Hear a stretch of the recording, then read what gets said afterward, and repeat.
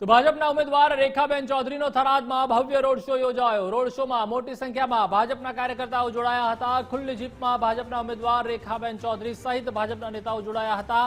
થરાદના વિવિધ માર્ગો ઉપર બાઇક રેલી ફરી હતી। ગાયત્રી વિદ્યાલય ખાતે રોડ શોની પૂર્ણાહુતિ થઈ હતી।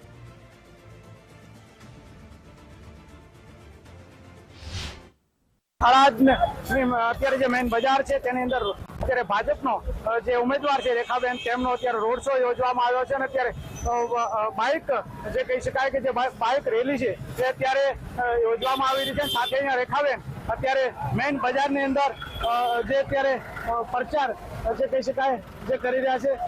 આપણે એમની સાથે ખાસ વાત કરશું। 405 हाँ अब की बार 400 पार, अब की बार 400 पार, अब की बार 400 पार। फिर से मोदी सरकार, फिर से मोदी सरकार। થરાદમાં અત્યારે ભવ્ય રોડ શો યોજાઈ રહ્યો છે, શું કહેશો? બહુ સરસ લોકોનો સમર્થન મળી રહ્યો છે અને ખૂબ મોડી ખૂબ થરાદ વિસ્તારમાં સારી લીડ મળશે। બાપુ શું કહેશો? આ વખતે ભવ્ય રોડ શો યોજાઈ રહ્યો છે થરાદમાં। આ વખતે ત્રીજી વાર પબ્લિકે મન બનાવી લીધું છે કે આપણે મોદી સાહેબને ત્રીજી વાર દિલ્હીની ગાદી ઉપર બેસાડવાના છે।